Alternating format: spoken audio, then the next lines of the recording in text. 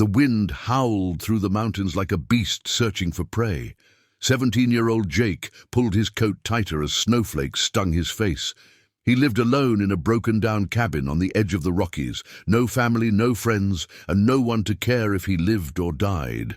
After his parents died in a car accident 2 years ago, Jake had run from the foster system, choosing cold freedom over cruel hands. His days were the same: scavenge, chop firewood, stay alive, until one day everything changed. He was dragging a fallen branch back to his cabin when he noticed something strange in the snow, footprints small and shaky, leading into the trees.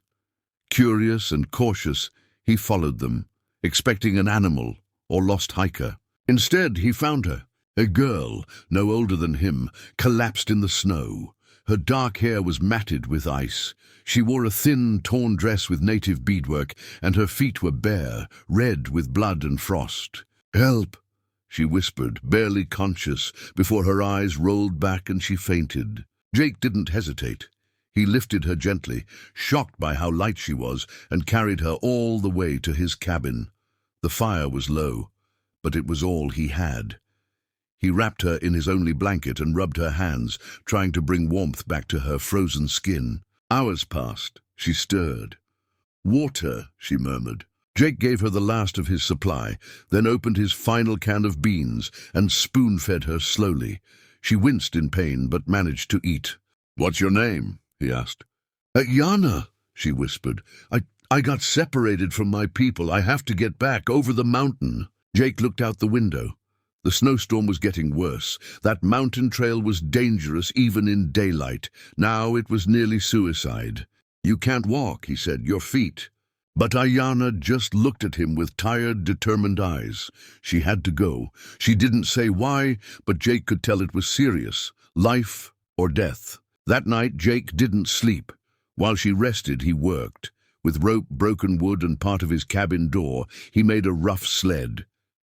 Just before dawn, he wrapped her in blankets, tied her onto the sled, and set out into the storm. It took hours. His fingers went numb. The cold bit into his skin. Twice he slipped and fell, scraping his knees bloody.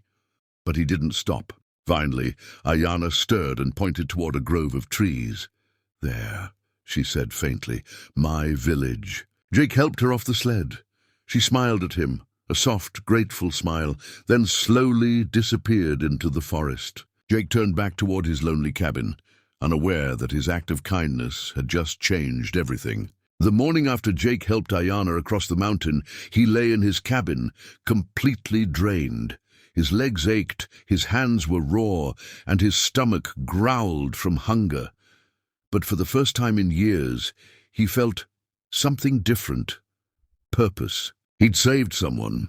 As the sun barely rose through the thick clouds, he heard something strange, distant pounding, rhythmic like thunder. At first he thought it was in his head, but it grew louder.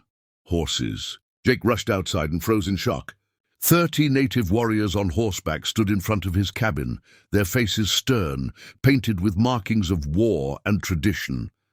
At their center sat a tall man in ceremonial furs, and beside him, Ayana. She was no longer weak and cold. She looked strong, proud, dressed in beautiful robes lined with beads and feathers. She met Jake's eyes and smiled softly. The tall man dismounted. His presence was powerful, commanding. Jake backed up a step. The man spoke. "You helped my daughter.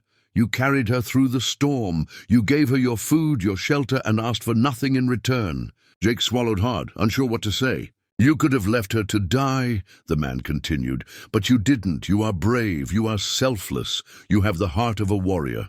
Another elder stepped forward and held out a bundle wrapped in deerskin. Inside was warm clothing, food, and medicine.